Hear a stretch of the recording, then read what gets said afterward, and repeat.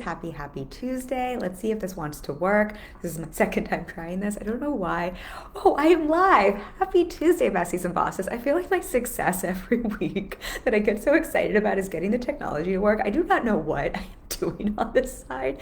I think there's something with our Facebook plugins. I've been going live on the computer instead of on my phone recently because we were having problems with the app, and there's something that was giving challenges. So we are actually live. I did a whole good 5 minutes, or maybe not 5, but 4 minutes chatting with y'all until I realized our last live wasn't actually live and it was still trying to connect. So that was very funny. So we're gonna just pick right back up. But I'm very excited that this is working. This is I talk about celebrating the small wins, y'all. This is my small win. I'm gonna scroll in my group just to make sure that I actually see myself, but I think we are actually live. Yeah, I can see that.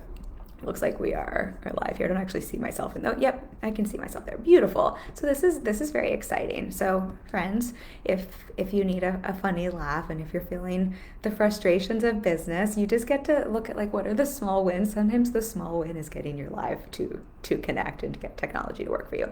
Anyway, that is not what we're going to talk about today. I'm very excited to be here. I was saying on my last version of this that never actually went when I was apparently talking to myself, I was just reflecting on I cannot believe how we are already at, what is it, December 13th today, that we are so close to the end of the year. I feel like we have this conversation every year, but this year in particular, I love holiday season. I'm in New York City where we get to have I don't know, I feel like New York City, my clients and I were talking about this earlier, every holiday movie you watch, not every, but most of the holiday movies, they take place in New York City, and it's a very fun place to be during the holidays. And I don't know what it is about this year, but my husband and I were talking yesterday how we both realized that we're acting like we've got 3 months before the holidays. We've done basically none of our Christmas shopping. Family, if you're watching, I love you. We will get our Christmas shopping done. So that's about where we're at with the holidays. So y'all have to let me know if you have the same thing happen. If it's every year or just this year thing, but that's what's going on in my world. But that's what we're going to talk about today. What we are going to talk about today is a really fun conversation around, well, I think it's fun, around sales objections and why I can't afford it. The phrase "I can't afford it" might be costing you sales and business. And I want to look at it through a different lens, because obviously if we hear an objection or sales objection, I think our brain immediately goes to duh, Kim, of course that's costing me sales and money and business. But I want to talk about some reasons why your brain might be having you leave money on the table when you're hearing this, because this is one of the most common conversations I have with my clients at every stage of business when we're talking about their sales conversations and their sales process. And this is something, whether I have a client who's brand new, who's never booked a client before, or I have clients who are, the multi-six figures and they're launching, and these conversations keep coming up. I think these are things we have to be reminded of. So that's what we're going to break down today, about 3 things I want to chat about. As a quick reminder, we always love to give you something for being here, whether you're watching now live on the replay or on the replay. I'm just always so grateful to have you here and to have you as a part of the group and to have these conversations with you.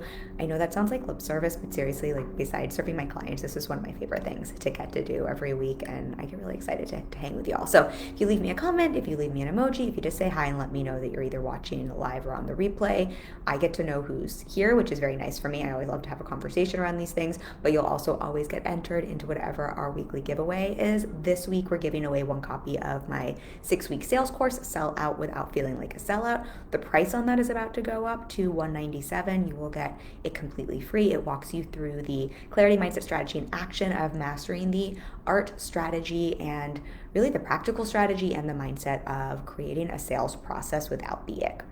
I think it's a pretty epic course. I think we could sell it for thousands of dollars, but we like to make it super accessible for you, and someone will get that for free. So just leave me a comment. We always pick those on Friday, and we will DM you. And then also a reminder, this month, instead of the masterclass inside of the Facebook group, we have a private workshop this Thursday, Sell Without the Sleaze, where we're going through a proven 6 and 7 figure sales call framework. This is the same framework I've used on my sales conversations to get fully booked. I've been booked out for over 4 years. We've brought in $1 million in revenue in the past 4 years and about $700K in the past 2 years. Don't mind the New York City noises. This is the same framework I walk my clients through to help them book out their businesses, and many of my clients make far more money than me, that they're using in their sales conversations, on their sales pages, when they're selling one-to-one or one-to-many. And we are going to workshop this together. I don't believe in scripts when it comes to sales calls. I don't believe in getting you in your head or overthinking. I really want to walk you through the framework so you can apply this to your business, find your own way of using what works in terms of sales and buying psychology, and really being able to facilitate and lead a sales conversation really powerfully. We're going to walk through that, and then how to apply this framework so you can make it your own to your own sales conversations. I'll drop a link for that after the live, but it's kimmarketsinger.com. I think I put this in my notes for myself. Yes, kimmarketsinger.com/sell without the sleaze. I can actually just drop this in. Can I drop this in the links for myself? I think I can, yes. So I will drop that link there for you. I would love to have you. It is $39. The price will go up to $49 at the end of the month. We are charging for this just so that we can have that private space to actually be able to workshop this with you. I mean, it's basically free, so you have some skin in the game. I would love to have you, and love to have you join me, and I'm so excited for that. And in the honor of sales conversations and one of my favorite topics, which is selling from a service-driven place, let's dive into today's topic. So we are talking apparently sales objections, or not apparently, but we are definitely talking sales objections, but really I want to dive into the truth behind sales objections and what I find comes up for so many of my clients, and what I really see have so many business owners get in their own way when it comes to hearing an objection and navigating an objection. I think this is one of those places in a sales conversation that you'll have to let me know in the comments now or in the replay if you're watching the replay, what comes up for you when you hear I can't afford it, when you hear someone say I'm not ready, or I need to wait, or maybe later, or I need to talk to my spouse, the very normal things that people say. What I find happens for so many people is this just gets you in your head, and this is one of the places I see so many people leave money on the table, and really because of what they're making a sales objection mean. And we're going to talk through 3 of those things I see come up, and I want to just normalize all of this a little bit, and then walk you through 3 different ways to think about sales objections so that they don't spin you out. I'm just seeing, okay, yes, I think I can see the comments here. If you are live, say, I always love to know who's here. So starting from, I guess, the beginning here, but I think one of the biggest things I love to remind clients when we're talking about, and again, whether this is a one-on-one sales conversation you're having, or you're having like what we're doing here, let's say it's a live one-to-many, or you're leading a webinar, or you're leading a workshop where you're selling into maybe a group program.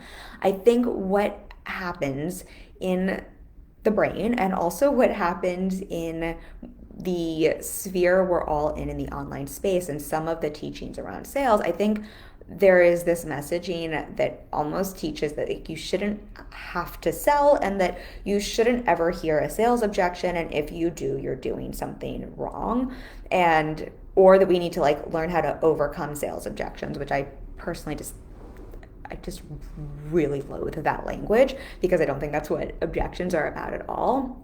So I think the first thing here that I want to just level set for everyone when it comes to having sales conversations, when it comes to having someone have an objection around your offer, whatever that might be, right? Whether it's I can't afford it, or I'm not ready yet, or I'm putting a roof on my house and I need to wait until afterwards. It's literally something I've heard before, right? These are just all the different objections we hear.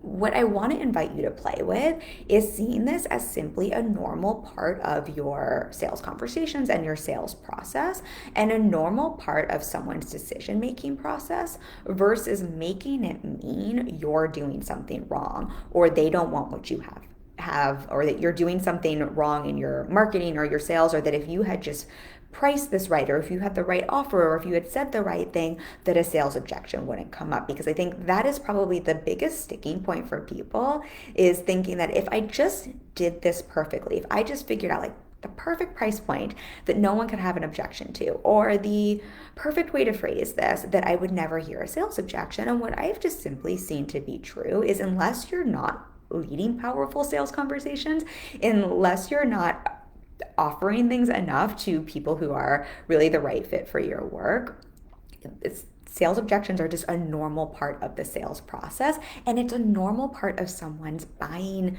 decision making process. And the more you can normalize this, the less you can get in your own way around it. What I think can be really helpful is to think about, what's the last thing you purchased, large or small, and to think, did you have an objection around that, right? I think it's so helpful when we look at our own buying behavior. And if I think about even trying to think of some things over like the Black Friday holiday that I bought, but I love to think about like okay, so here's a great example. I bought myself a new pair of jeans that I have been eyeing forever over Black Friday. They weren't on sale, but that's just when I happened to be in the buying mode, right? I absolutely had objections around buying this pair of jeans that I saw, right? And those objections that were coming up for me had nothing to do with the jeans. It had nothing to do with like all of these different things. It just was a part of my own buying process, and I just had to navigate those for myself and decide, like, is this something I actually wanted to spend money on or not? But I think it can be very helpful, again, to look outside your own business and your own offers and to see, do you have objections come up, and just to see how normal this is and how overcoming your own objections and how navigating those objections, how that's just simply a part of the decision-making process, as opposed to, again, what I think happens so often is hearing an objection and thinking, oh my gosh, that means I've done something wrong. That means I'm not selling right. My offer is wrong, whatever the noise is there. Because what I find happens, and what I'm supporting clients with a lot behind the scenes, is someone will hear an objection, or you'll hear, I can't afford it. And instead of just saying like, oh, this is just normal, let's just have a conversation around this. If you think you're doing something wrong, it's very easy to freeze. And if you think you're doing something wrong, right, to want to get argumentative, or to think this is a place, like, I think this is where overcoming objections can come from, where it's like, how do we now convince someone? How do we now argue someone? How do we now prove? How do we now defend because we feel like we've done something wrong and there's something to defend? As opposed to when we can flip the mindset into, oh, well, I sell a high ticket offer and I'm talking to a human with a human brain who's going through a decision-making process, and they might just have some normal question marks come up, or objections or fears come up, because they're a human with a human brain going through a decision-making process around something that's asking them to part with resources or to get uncomfortable in some way. Like, the more we can just see that as normal, the less you end up getting into a defensive mode, a reactive mode, a shutdown mode.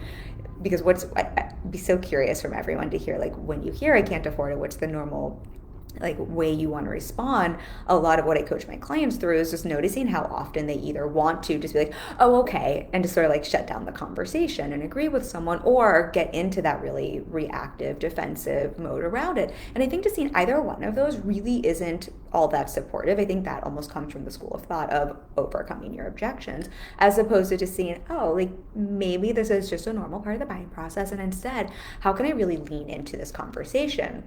If I just knew this was normal and I wasn't doing anything wrong, right? And this objection was someone's decision-making, part of their decision-making process, and not because my offer's not good enough, not because my pricing is too high or too low, not because I didn't say the right thing, not because of insert all the noise that can come up in the brain, right? For you, what happens is, and we talked about this on the podcast this week a little bit, but it takes all of the focus off of you, because when we're in our head with a sales objection, what happens? All the focus comes onto us. Like, we get all up in our head. Nala says hi. She's begging for food. Right, we get all up into our own stuff, and instead we can just put our own stuff to the side and be like, oh, well, this is just super normal. Let me instead focus on the person in front of me, because I think that's where the magic is in terms of navigating this part of the decision-making process. And I think this is where so many people leave money on the table, because instead of navigating this part of the sales process, they either see this as a stop, right, we're done, or as an I've done something wrong, which means you're in your own head, instead of really supporting the person in front of you to make a decision to really, well, first get clear on what they want, and then to make a decision to move towards what it is they want, which is what I really see in terms of what having that sales conversation is all about. And seeing here, okay, yes, y'all are just very quiet, so I just wanted to make sure that we've got this is all connected still properly. So let me know if this is tracking, if you have thoughts coming up, if you have question marks coming up around this. I need a little tea. Everyone's got sore throats over in this house, so we're like doubling down on the tea here.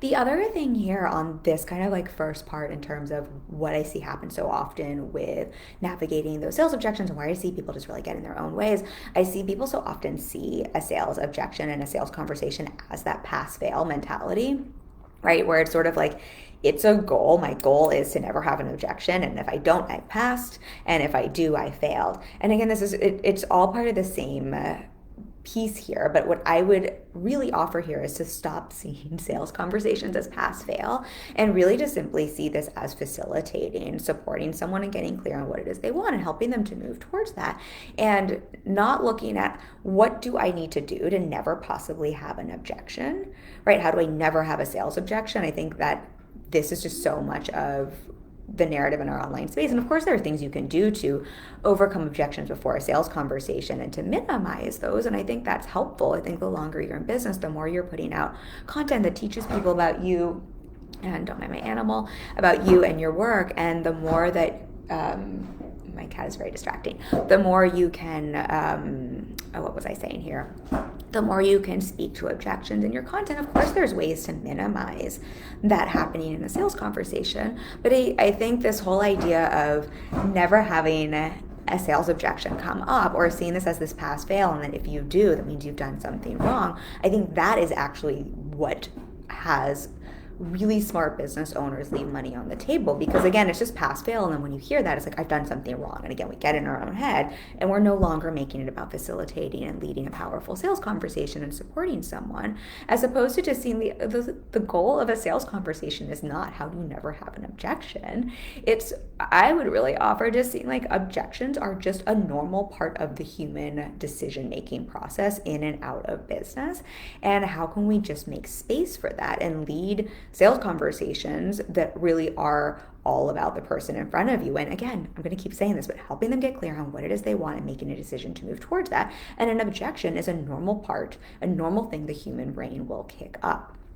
I'm just checking my notes here to see if I wanted to share anything else on this one. The big thing I would say here, and in terms of this idea of it's not a pass fail and objections don't mean that you've done something wrong in your sales conversation or process, is also understanding, and this is kind of what we're talking at the beginning of the live stream, is again, this is just simply how the brain is wired, right? So often when someone has an objection come up, and this is something I learned from my mentor, Lacey Seitz, years ago, and it's just served me so well in terms of facilitating really powerful sales conversations, because I actually love sales calls, and I've had sales calls with people where they've said the sales call itself has transformed them. I've had people cry happy tears on sales conversations. I think they can be very transformative, and part of the reason I think that's the case is this is not necessarily what Lacey taught me, I'm going to share that part in a minute, but I think when we stop looking at a sales conversation as how do I book a client, how is this pass fail, how do I never have an objection, right? Like, how do we make this so goal oriented? As soon as we're doing that, like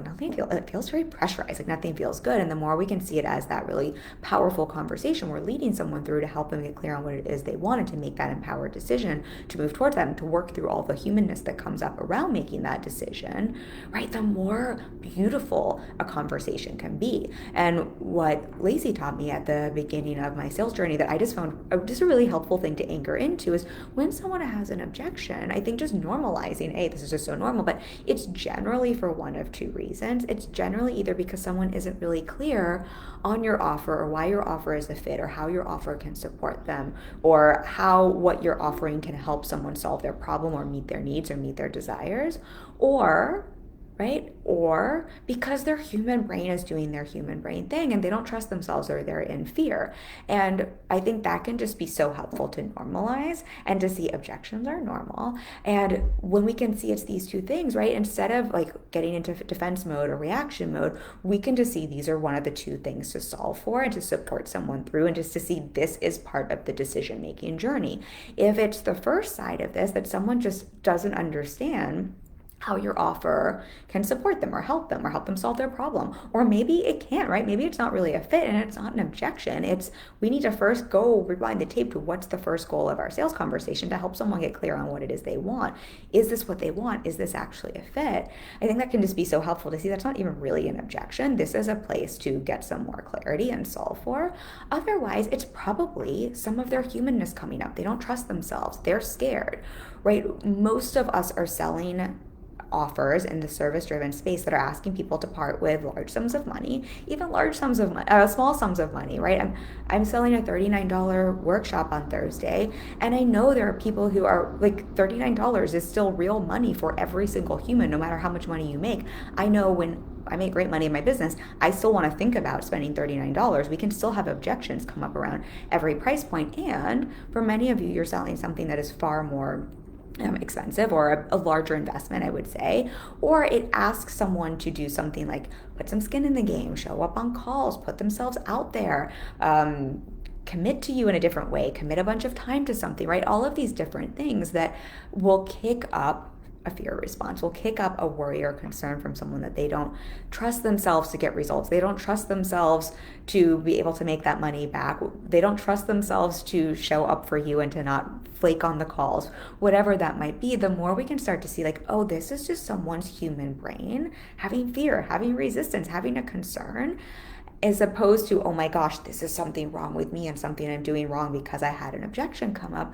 The more, again, you can take the focus off yourself and put it on the person in front of you and get curious about what is their objection really about and to support them through that. And I think that is the magic maker that changes everything in your sales conversations. I'm just seeing here if we have comments. I don't think we have any questions, but if you do, let me know, because I want to make sure that this is super supportive for you. Okay, so I think that one's pretty clear, but I would say this is the first one or the first way I see I can't afford it, really spin people out and have them essentially cost themselves clients. And I think, again, what's helpful here is to see what we're talking about here isn't that I can't afford it. That objection itself is costing someone a client. It's what they're making that mean. And this is just so helpful for everything in business to look at what are you making something mean, right? This is more mindset, not the actual practical strategy. As soon as you're making something mean, pass, fail, or this means I'm doing something wrong, that's probably going to have you leave money on the table because you're not going to lean into the very conversation that could most likely, like, you don't know, like, this could be someone who could be an incredible client who wants to work with you, who is a great fit, like a level 10 fit. They just simply need someone to support them through this conversation. But as long as your brain is making it mean I'm doing something wrong, I need to overcome this objection, I need to prove to them, I need to get defensive, I shouldn't have had this come up, there's something wrong with my offer, we start solving the wrong problem and having the conversation that doesn't actually facilitate being able to support the person in front of you, yes, with the objection, but also in your containers.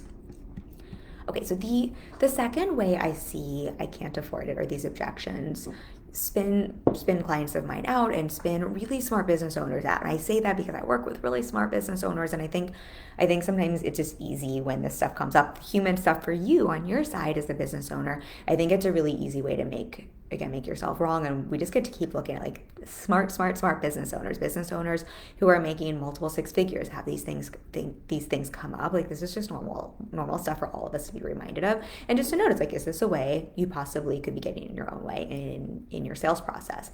The second one here, and we've probably talked about this at some point over the years. I've been going live for a hot second. I feel like I've talked about this one before, but I think this one is so common, and that is projecting your beliefs and your own personal objections onto the person you're speaking to. So this is so common, and this will create a self-fulfilling prophecy. But what I mean by this is, if you have an insecurity about your offer, if you think maybe your offer is not good enough, if maybe you think your offer is too expensive, if maybe you're thinking in the back of your mind, I would never pay this much for what I'm offering, I'm hoping this person will say yes and convince me. If you have any of that noise coming up, that makes it really challenging if someone says I can't afford it, right? Because your brain is then like, well, yeah, I mean, I couldn't afford this either. Like, I wouldn't pay for this either. Like, why would we have a conversation about this? Like, what that does then is have you project your belief onto someone else and essentially co-sign what they're telling you as truth, as opposed to getting curious about what's really going on there, and maybe even thinking like, well, maybe they can't afford it, but is this something they would want to invest in, and is would this make sense for them to invest in that? So this is, I would say, outside of making yourself wrong and just thinking objections are like mean you're doing something wrong in a place to like shut down or freeze or not have a conversation, I would say this is probably the second most common way I see objections, whether it's I can't afford it or I'm not ready or I need to wait, come up for people and really stop them in their sales process. And one of the places I see my clients really like massively shift what's going on in their sales process is noticing where they have their own, like, they're projecting their own beliefs and objections onto their potential clients. I think it's just really, really, really challenging for you to navigate an objection with someone and to have that conversation and to support them through it when it's the same exact story you have and buy as true. I think it's actually really tough to even notice or to understand what else could be possible for someone when you buy that and believe that as true. I'll use an example here, but I have a client who's a designer, and I have lots of clients who are designers, and so I don't think this singles anyone out. And this was exactly what we worked through, because she was having this challenge where she really didn't believe the price point of her offer made sense. And so every time she got on the phone with someone and they were like, oh, that's kind of expensive, like they were trying to work through the finances of it, and maybe not even having a real objection, just having even a little bit of one, her brain would just project onto them as like, oh my gosh, this is just evidence that this is too expensive, I'm charging too much, this isn't worth it. Like there was just a lot of worthiness stuff coming up there, and it was causing her to either essentially like tell them they were right and not lean into the conversation there to support them through understanding why this might make sense for them as an investment, or causing her to really throw in everything in the kitchen sink to the offer, like want to change her offer up all of the time, which really wasn't the thing to address here. The thing really for her to address was looking at her own objection around her own offer and really working through some of the worthiness pieces that were coming up for her around her price point, around her offer, right? Like that's really like we boil it down. And this is so many of my clients who are service providers that I can think of. What comes up for them is they're just not feeling good enough or worthy around their price point. So when someone says, I can't afford it, their brain hears, it's not good enough, or their brain here is like, oh my gosh, well, like I wouldn't pay for, like, this is too expensive, right? They're just projecting their own story on, they just have the same objection to their own offer essentially, and they're hoping, and I think this is so normal. So if this is coming up for you, just to normalize, I think what happens so often when this is the thing that's coming up for you in the sales process is, I think there's such a want that, or a hope that we can derive our worthiness, derive our enoughness, solve for this by having a client come in and basically say, your prices are great, you are good enough, like we want the person on the other side to soothe us, to essentially kind of like give us that boost. And what I have found to be true is like, sure, that might happen from time to time, but for the most part, on the business owner side, really our responsibility, our job is to navigate our own objections, right? To really get solid and sold on our offers, on our work, on our price point, to do that enoughness and worthiness work for ourselves, and to get so locked in on that where we are the biggest advocates for our own work, so that we're not thrown when we're not looking to a potential client to really fill up our enoughness, to overcome our own objections, to make us feel good enough, right? We already feel that. We can come in really neutrally, have that conversation with someone, and then if someone says I can't afford it, or I'm not ready, or it's too expensive, or whatever the thing is for them, it's not something that when you hear that, your brain is like, oh, well, shit, you're right. I was like actually hoping you would convince me that this is the right price point, or this is good enough, or that I'm good enough, right? We can see that disconnect there. And this just then, when you're coming from that different place of, I've already worked through my own objections around my offer, this is when you can stand so powerfully and stop essentially costing yourself clients, leaving money on the table, because you're just able to not take on someone's objection as truth, because you're projecting your own story onto someone, and just hear them through that and support them through that. So I hope that one makes sense, because I think that is probably one of the probably one of the, I'd say one of the biggest ones for people. And what I would offer, if this is one that comes up for you, I would really sit with what are those objections you have around your own offer? What are those stories you're projecting onto someone else?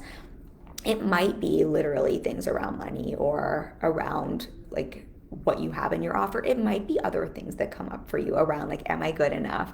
Or like everyone else is better than me, or I'm too expensive, they can get it for cheap, or whatever that is. But I would really identify like what are your own, if you were selling to yourself, or what, if you want to think about it another way, what are you hoping a potential client will tell you? What are you hoping a potential client won't say to you? That might also give you some insight. So you can identify what this is. Then I would say, if you were my client, what I'd want to work through is how do we overcome this objection you have yourself for yourself? Because that's the first work to do, again, because it's just really tough to navigate that conversation with someone else when you're essentially buying what they're telling you as true. Coffee you a word. So that's what I would really play with there, and just noticing then where, like, I would just really notice where you might be projecting your own story on to potential clients. And again, I think it's hard to see sometimes our own blind spots. So an easy way to play with this is just to think like, what am I hoping either someone will tell me on a call to make me feel good, or what am I hoping someone won't say because I just don't want to have to deal with that, or I like secretly think it's true. That might give you some insight there. Okay, let's just see if I have any other notes there. So the other piece I wanted to share around that one, I'm glad I made notes on this, is when this is the thing that's coming up for you in your sales process and your sales conversations, and this is kind of the place where it's like you're essentially leaving money on the table because you're buying people's objections. I think there's two things to notice as well that I would just be mindful of. I think one, just notice how often our want, when we're projecting our own objection, we have the same objection as a potential client, how our want to solve for that is to address the surface level issue, right? So what I mean by that is, if your own objection with your offer is what you're concerned with is that you're too expensive, or you're not good enough, or I would say like those are two really common ones. Notice how if you hear an objection, or if you're thinking about this, the want to solve for is usually like, okay, how do I charge the price point? Like, maybe I need to charge less. Or if I'm not good enough, maybe that feels like you want to people please or over deliver, or like put 500 more things into your offer, right? Notice how the want is to solve for the surface level issue. And what I would invite you to, or like the surface level presenting thing. And what I would invite you to notice is how, if you keep checking in with what is this really about, it's probably not for you actually about the price point, right? If you're concerned that, oh my gosh, what if my offer is too expensive and no one will pay it? It's your actual concern, what's going on with you, probably isn't actually about your price point. I mean, sometimes that's true, but most of the time when that is true and it's something that's strategic like that and practical to look at, we are coming from a very neutral place. I know when I'm in a very neutral place, I can look at business strategy practically. Whenever we're jacked up in any way, not that it can't be a practical solution, but we always want to address from mindset first. And this is a place to dig under the hood a little bit and get curious about what the story is there for you, what you're making this mean, what your belief set is that you're maybe projecting onto someone else. Because that's the real thing for you to do mindset work to address around. Then again, you can always come back to the practical surface level presenting thing. Maybe that is something to adjust for, but I would say only look at that when you're neutral. And the reason I reflect this here is because this also tends to be the very thing that for your potential client is also coming up for them. So while they might be saying, oh my gosh, that's so expensive, just like for you, if you're like, oh my gosh, is this too expensive? It's probably not actually about the price point. Just like for you, it might be like, oh my gosh, am I good enough? Like, am I doing enough? Am I delivering enough? For your potential client, there might also be something under it might not actually be that it's too expensive. It might be that they're worried that they're not good enough to work with you, or that they're worried that they're not going to follow through with your program, or they're worried that they won't get results here. Whatever that case is for them. So I think just notice by doing this work for yourself and self-coaching through that, or with your coach or with your mastermind, that can help you get into the practice of seeing it's not always like, how do we look at the thing under the thing? It's not always the surface level presenting challenge or problem. Hopefully that makes sense there. The other thing I would play with and just notice when when what's coming up for you and when what is happening for you around objections is having you potentially leave or like costing you really great fit clients, is noticing how when you have the same objection, when you're projecting onto your clients, you're the same objection.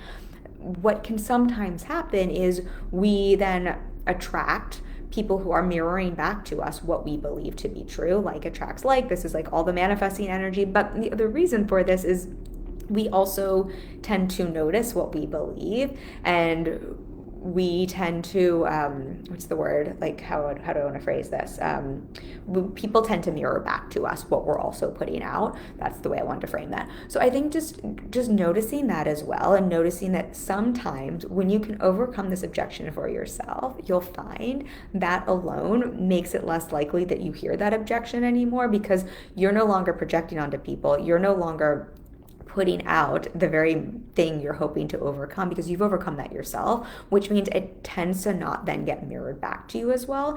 And I highlight that because if you're not aware of kind of how that works or that phenomenon, it's very easy when, if you've worked through this and then it suddenly stops showing up, to be like, oh, but see, it really was that other thing before, when it's like, no, it was never that other thing. It's just that you've just stopped projecting that out. So you're going to stop noticing that or having people reflect that back to you.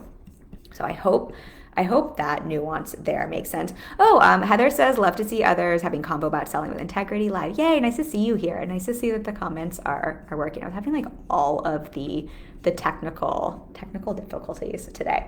I also got a little eye twitch going on. And nice to see, I love the way you talk about sales, Heather. So I'm happy to have you here. And if you have reflections you want to chime in, because I know you are an expert on this as well, it's always nice to have that added to the conversation. So feel free to throw anything that's coming up. So the last piece here I want to talk about in terms of, I'm just seeing here if I can still see, yes, okay, I can still see the comments. The last thing I want to talk about in terms of objections that come up and navigating those, and just ways that I can see objections have us really miss out on the very conversations that can attract and bring in those clients that are such a great fit, is deciding in advance. And we talked about this on the podcast this week. So if you want to hear, I have a great question around this. And if you want to hear a whole podcast episode around this week's podcast, one question behind a service-driven sales process that makes millions. We talk about this in depth there. So I'll link to that after our live. So if you listen to the podcast this week, you might have heard a little bit about this, but just noticing how often we as humans have this want to create safety for ourselves and to want to control. If you're a business owner, like, hi, I do the same thing in terms of like, I'm a control freak, but this can show up in our sales process. And what I find happens sometimes for my clients that we do a lot of work around is noticing how this want for control, this want for safety, causes us to assume things about people, and deciding in advance of a conversation with a brand new human being what's going to be true for them. And very, very, very, very, very unintentionally, I do not think anyone in this space does this intentionally, but very unintentionally taking their power away, because you're just making assumptions. And this is another form of like, projecting stuff onto people, but kind of comes from a different place, making those decisions for someone. And then when someone does have a very normal objection, because they have a human brain and they're in the middle of a decision-making process, and this is what's coming up for them that they need support around, instead of seeing this as a normal part of a sales conversation and a normal thing that happens, because there's been an assumption going into the conversation, hearing that and being like, oh, see, I knew this was true. I already knew this was true. And it becomes a self-fulfilling prophecy. The example I have that I shared on the podcast as well, but I think it's just worth repeating here. And I always joke that my cat should be a salesperson because she just is so persistent when she wants to be fed. But we'll try not to have her butt in our live stream here. She's being anyone who has pets knows how they just don't like to behave when you want them to. But the example we gave on the podcast, and I think this just illustrates really well how this is something that, again, as everyone I work with is heart-centered. They want to come from a place of integrity. I do not think anyone intentionally disempowers people through their sales conversations. And this is a place where the more you can notice this and the more you can do the mindset work around creating safety for yourself around not knowing in advance, the more you can remove the pressure around needing a client and needing someone to say yes and making that the goal of a call, or never hearing an objection, or the need to make money because you have to pay bills, which I know everyone does, like I'm not discounting that, but the less we can take all of this and put this onto a sales conversation, the more we can go in as open slates to really focus on the person in front of us, right? And really get curious about them. What is it that they want? What is it they want to make a decision around? What's actually the right fit for them? How can we support them to make that decision? The less we can make it about us and our needs and the person in front of us, right? The more we're going to facilitate really powerful sales conversations. And ironically, the more like right fit, great, amazing clients you're going to end up working with. When it comes to this whole idea of unintentionally assuming, I'm going to share how this shows. I want to share the story I shared on the podcast, and I'll share my favorite mantra that I know I've shared in this group like 800 times, but it's worth repeating. But I don't know if anyone's seen Pretty Woman. Heather, I don't know if you've seen. I'm sure you've seen Pretty Woman. I'm sure everyone has seen Pretty Woman at this point, though. I don't know. I'm probably aging myself in that way, and that Pretty Woman is also like old school movie. If you haven't seen Pretty Woman, do yourself a favor over the holiday break, go watch Pretty Woman. Listen to the podcast where I do my whole rendition of it. But essentially in Pretty Woman, there's a scene where Julia Roberts, who's the main character, she plays a prostitute in the movie. She is with, I don't know, a rich guy, and he gives her money to go shopping so that she can go be with him like at different events or whatever, and not, she's very scantily clad. And she goes into a shop, and she has a ton of money to go buy clothes. And when she walks into the store, the women look at her and they're sort of like, what do you want? And she's like basically asking for clothes and for help with clothes. And the shopkeepers are super, super bitchy. And they're like, I don't think we have anything for you. And Julia Roberts' character says essentially to them, because she's like, I didn't ask, I forget what the exact line is, but she's like, I didn't, because she asks how much a certain an item of clothing is, and the shopkeeper says, oh, we don't have your size, and she said it's very expensive or something like that. And the Julia Roberts character says something like, I didn't ask like how much it was, or I didn't ask what size it was, or she's like, I asked what size it was. And basically what she says to the shopkeepers is, I've got money to spend here, like help me out. And the shopkeepers are super bitchy, and they're like, yeah, we don't have anything in your size, there's nothing here for you, because they're looking at her and assuming she can't afford it, she's not good enough, right? They've just made assumptions about her. So they send her, they're like, yeah, we don't have anything in your size. I'm doing a horrible rendition of Pretty Woman here, but they essentially send her on her way. Julia Roberts goes into another store, tells them what happens, and they're willing to help her. And she spends all this money, buys all of these clothes, and comes back at the end of the movie into the same shop, dressed to the nines in all of these designer clothes, with all of these like bags of designer clothes. She spent a fortune, and she asks the shopkeepers, do you remember me? And she says, do you work on commission? And the women say yes. And she basically tells them, big mistake, huge. And it's an epic scene. I don't remember half the lines here, so go listen to the podcast where I actually read the lines. But the point of this being is, she walked in, she looked a certain way, right? She was dressed a certain way. She didn't seem like she had money. She didn't seem like she could afford it. And those bitchy shop ladies looked at her and decided she couldn't afford it, and there was nothing there for her. And they made an assumption about her, and they decided for her. They took her power away, and they decided for her what she could or couldn't afford. Like, they gave her the objection, right? They decided for her, as opposed to the next store that didn't prejudge her, that didn't make assumptions, that let her decide for herself. Turns out she's got all this money, she wants to buy all of these things. And the big mistake there was really the assuming, that making that judgment, that making that decision for someone else. And I think this is one of the biggest things that happens. And I think, I'm going to keep saying this, I do not think anyone does this on purpose. I think this is just how your brain is wired. Your brain is wired to make shortcuts and to like thin slice, right? Like, we've seen this happen 10 times. Like, we just start to make assumptions. Like, your brain is designed to conserve calories, to make patterns. The problem is our brains are brilliant, and our brains have cognitive biases and are really faulty sometimes in their logic. This is why coaching can be so valuable, because no matter how brilliant you are, no matter how many genius IQ points you have, we create patterns in our mind, and we create stories in our mind, and we create assumptions based on our past stories, based on our past experiences that like aren't always true. And even if it's a pattern that has proven to be, let's say you've had 10 sales calls and 10 people have told you they can't afford it, right? Like it's just very easy to like decide this is the truth, as opposed to looking at every single conversation with every single human as a new opportunity to find out what's actually true there, to remove those assumptions. And so again, this is super, super normal. This is how your brain is wired. Everyone's brain does this. And I think the other thing that happens, especially when you're in a place of, I think it was our last live stream, where we were talking about fear and scarcity, right? When you're in a little bit of scarcity and when you're in a little bit of fear, or you're feeling a little bit insecure, you're feeling not good enough, right? You want to control things. You want to know the answer in advance. You want to protect yourself. You don't want to get rejected. All of the things our brains do, right, to try to keep us safe. What happens when your brain is trying to keep you safe? Again, it just starts to feed you stories and assumptions as a self-protective mechanism, as a self-defense mechanism, not as a neutral strategic sales strategy, not as what is actually true in the situation that's happening. If we look at the Pretty Woman example that I did a really horrible job with my rendition there, but if we look at that example, right, those shop ladies, maybe they've had 3 people who were prostitutes, which is like the worst thing for us to talk about in the live stream, but whatever.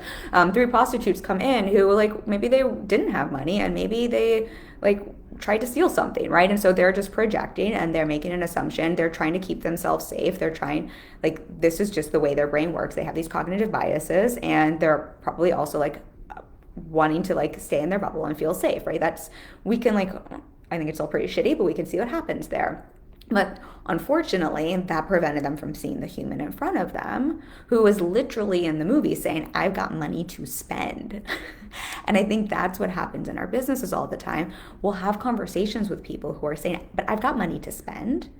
I've got money to spend, but I just have a human fear coming up. I've got money to spend, but I've just got a normal human objection coming up because I'm in my decision-making process, not because I don't want what you have to sell, but on our side, because we get all up in our ish, right? Like because we're all up in our assumptions, because we're all up in our wanting to stay safe, wanting to create control, wanting to self-protect, not wanting to hear a rejection, right? Thinking that objections are a bad thing in the first place and should never ever happen. We don't lean into, we're not able to see the person in front of us. We're not able to be curious. And so I think this is just a helpful thing, again, to normalize, but to still also see, like, not only is this normal, but this is a place I see so many people miss out on the opportunity to work with amazing, great fit clients. And it has nothing to do with their offer not being good enough or their price point being too high or they're not being good at sales. It just has to do with their brain, like, getting in their own way. Like, I wouldn't have a job if this weren't a thing. And this happens at every stage of business. So I think, again, I want to keep normalizing that because I have the gift of seeing behind the scenes of so many businesses and so many business owners. This happens for every like so many different clients I'm supporting around this. But the piece here to really play with is to look at how can you actually get out of your own way? How can you notice where is your want to control? Where is your want to self-protect? Where are your fears? Where are your stories coming in and clouding the sales conversation? Where are they coming in? Either creating a self-fulfilling prophecy, right? What we were just talking about with the other example here, with the second one here, where we were talking more about projecting onto people your own stories. But just notice, like, how is this creating your own self-fulfilling prophecy? If we look at the Pretty Woman example, they created a self-fulfilling prophecy there, right? Like, they basically made true what their assumption was, that this was someone who couldn't afford it. They made that happen, even though that was not actually true. So I think just notice where that's coming up for you, or notice where, instead of coming into a conversation with curiosity, you're coming in with assumptions. And just like, that's part of the question. Definitely go listen to the podcast around that. But part of the question we talked about was like switching from assumption into curiosity. Because the more you can come in with curiosity, the more you're going to win all day, every day. The more you come in with curiosity around the person in front of you, the less, again, like, I think our whole theme of this live today is seeing, like, the less you can make it about you and yourself and your insecurities and your stories and your wants and your needs, and make it all about the person in front of you, the more you're able to navigate those conversations and help support people to move through them. I wonder, this is what I was going to share here. I know I've shared this, and I'm just seeing here. I don't think we have questions or comments, but the the mantra I wanted to share. And if you're a client of mine, I feel like I share this all the time. I know this isn't Sella without feeling like a Sella. I think I've shared this in this, I definitely have shared this in this group before. So y'all have probably heard this before, but it's worth repeating. What I like to remind myself before a sales conversation, before a coaching call, right? A coaching call is no different. If I get onto a coaching call, my job as a coach is to come into a coaching conversation clean, to come in neutral, to check all my personal stuff to the side, right? I mean, I'm always doing mindset work and navigating that, but like either way, to come in and really be curious about the person in front of me. And the mantra I always tell myself and remind myself is, I don't know shit. I do not know shit. The person in front of me, even if it's someone I know, the gift I can give them and the gift I can give this conversation, whether it's a coaching call or a sales conversation, is not to come in assuming I already know the answers, not to come in assuming I already know what's true for them, not to come in assuming I know what's best for them, or I know what they're going to say, or I know what their situation is. If it's a sales conversation, not to come in assuming I even know what they need as a, like if this is a fit or not, but definitely not to come in assuming anything about their situation. My job is to come in and just to remind myself I literally do not know anything, and my job is not to have the answers. This is why I have a podcast called One Question, Unapologetic Questions for Unapologetic Results, right? The whole thing here is our job isn't to have the answers. The answers are all in the person in front of you. Our job is to keep reminding ourselves, like to put our ego to the side for a moment and be like, we are not the all-knowing beings. How can we go in actually allowing ourselves to know a little less and to get really curious and find out the answers from the person in front of us? That is where the magic, I feel like I'm like an Italian here, that is where the magic in a sales conversation comes from. And this is how you can take something like an objection, I can't afford it, instead of being like, oh, well, see, I already knew before the sales conversation they couldn't afford it. Because how many people have done that, right? Like we already decide someone can't afford it. I've had clients that I've coached around this where they've just played so much the game of, no shame if you do this, but like that game of like changing your price point every time you get on the phone with someone because you're trying to figure out like what they'll pay, what they can afford. Like notice how that's like trying to be a mind reader. And I always tell my clients like, oh, so we became mind readers this week, huh? Like none of us are mind readers. Our job is to decide our price point. Our job is to decide our offer. Our job is like to do our own work, to get sold on our own offers, to get clear on what the value proposition and energy exchange there is, and then to get curious about the person in front of us, and again to get clear on what it is they wanted, to help them to make that decision, to move towards that, to empower the person in front of you to move through their own objections. And to say, again, I'm going to keep saying this, but just to remember that objections they're a fucking normal part of a decision-making process. Just seeing if we have any, okay, no questions here. So I hope this is helpful for you. I'm going to give a quick recap here. This is the last thing I wanted to say. I made myself the note that assuming makes an ass out of you and me, but that's not the last thing I wanted to say here. The last thing I wanted to say about the assumption piece of this is, and I think this can just be very helpful for those of you who are coaches. If you're not a coach, this is still helpful, but I think for coaches, this is just like the way we're often thinking about supporting clients as well, or a therapist, or whatever, if you're in that kind of like one-on-one support space, is thinking about how when we are making assumptions around something, or when we are projecting our own stories onto someone else, what happens then when someone gives you an objection, right? When they are having their brain do their brain thing through the decision-making process, this is when it's very easy to unintentionally either disempower someone or unintentionally co-sign someone's story. And I think about what I often have clients think about is, if we took the sales conversation and the decision-making process and applied it to anything else in life that wasn't around buying your offer where there's a dollar amount attached to it, because I think as soon as it's your work and your offer and there's money attached to it, right? Like that's where all the stuff comes up. But if we made this decision-making process, if we made this around anything else where someone's trying to make a decision, if we use fitness as an example, right? And you were talking to a good friend who wanted to get into shape and you were helping them come up with a workout plan, and they were then having some resistance is an objection, right, around following that workout plan, and they were telling you how they don't have the time for it, or they're not ready, or they need to like start in 3 years, or all the reasons why they can't, right? Unless you also believed that they can't, or unless you also believed that they weren't capable, or unless you were projecting your own story onto them, if we like take the money and your offer out of it, you can start to see like, you would just see like, oh, this is just this is just them being human. This is just their resistance. This is just their story coming up around making a scary commitment to themselves. They want to get into shape this year. They want to run a marathon. We'll use that as an example. And now that we're like mapping out the marathon plan, it looks challenging. It looks daunting. They're a little worried that they're not going to follow through. They're a little worried that running 13 miles on a Saturday at 5 a.m. is going to be exhausting. Of course, it's completely normal that they're telling me, actually, they're not going to do this. Actually, they're not ready yet. Actually, they need to talk to their spouse to see if they have the time for this. Actually, they can't, right? We would, like, as their friend, we would see that as normal. What we would probably not do if we're supportive friends is when your friend is making the marathon training plan and you're looking at these things and they tell you like, oh, you know what, now's not the right time, I can't really do this. As their friend, you wouldn't say like, oh, you're right, you can't do this, now is not the right time, this is a horrible idea. Absolutely, I don't think you're gonna follow through. Like, I think you should totally wait and like forget it. Don't even like try to go after this marathon thing you really want to do.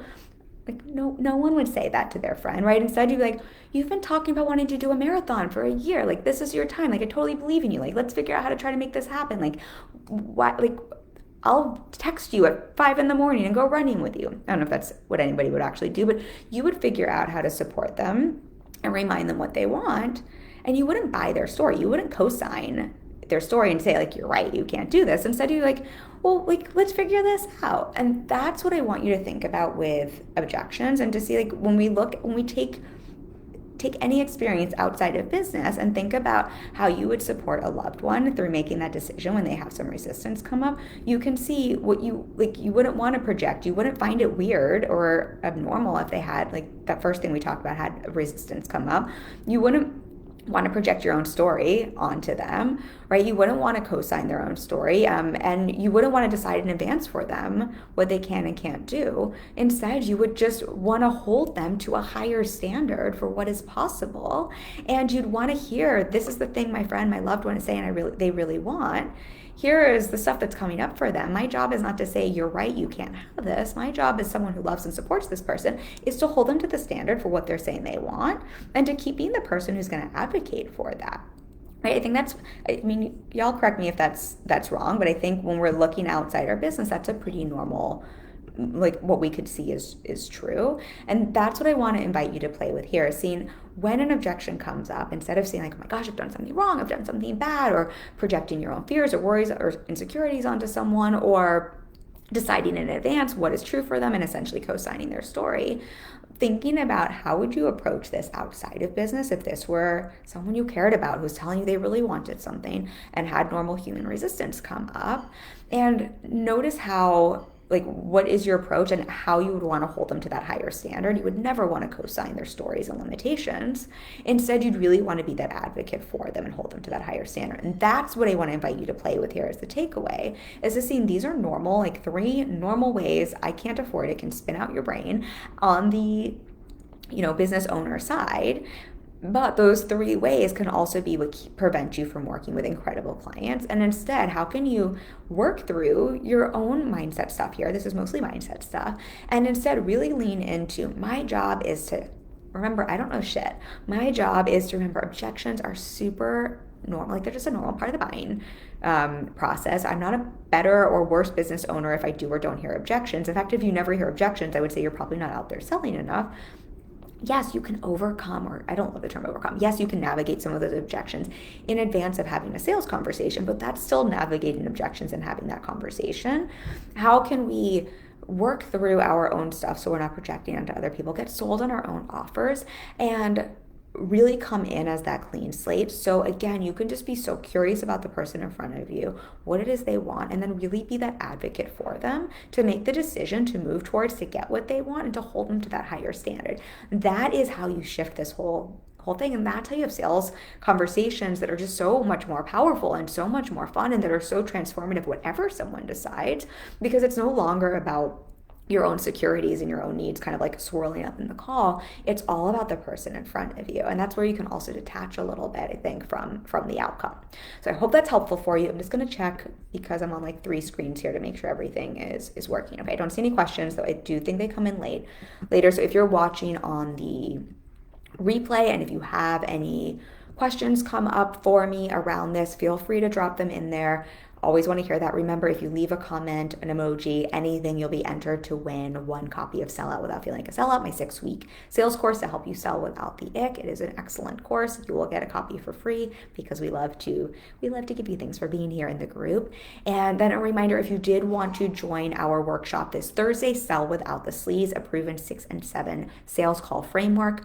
I'm not giving you a script. We do not want you in your head overthinking. We are going to walk through a framework you can apply to your business so that you can lead, so that you can hold those powerful sales conversations that really facilitate someone getting clear on a decision and moving towards what it is they want. So you can really empower the person in front of you to be that healthy adult that makes that clear decision. That's the approach we're taking. That's the approach in the framework I want to walk you through. What we're not doing is learning how to have a sales conversation that gets you a yes, that overcomes objections, that like guarantees you're going to close more clients. Like that, I actually think is where so much of the ick in sales comes from. This is a framework and a process that I find really powerful and that leads to not only more clients, ironically, because trying to push people into things and convince and manipulate. I mean, I guess there's some sales tactics that work, but I don't actually think they work all that well, and definitely not for long-term client relationships that most of us have. But this is going to help you actually book more clients and hold those calls that not only book more clients, but book more of those right fit clients that do turn into the repeat clients, that create that reoccurring revenue, that creates the types of clients who want to go out and sing your praises from the rooftops. So I would love to have you. Again, there's a link in the comments. It's KimMarketSinger.com/sell-without-sleaze. I would love to have you. And then I'll be back next week. I think it's our last live stream of the year before the holidays, which is so crazy. Oh, Sarah says, sign me up for the 5 a.m. call. This is so true about having the right mindset. Yes, it makes all the difference. Sign me up for the 5 a.m. call. Yes, you were talking about the marathon thing. I don't know why. I don't know if that came in late, but I just saw that comment now. Yeah, it's like that's exactly the shift we would all make. So I love you for chiming in, and nice to see you as well. And happy birthday month to you. But yes, I will be back next week. I believe next week is our last live stream of the year because the following week I will be traveling, and next week I think I'm breaking down and sharing the 1 million in revenue in under 4 years, the 700K in 2 years, and sharing some of my lessons and takeaways. I think that'll be a really fun live stream. And I've got I've just been mulling on this. I've got some stuff I want to share that I think probably won't be what everyone thinks. And I can't wait to have that conversation with you to close out the year. So I love you all. Sarah says, thank you. I think you're talking about the birthday stuff. Thank you for being here, and I will see you all next week. Bye.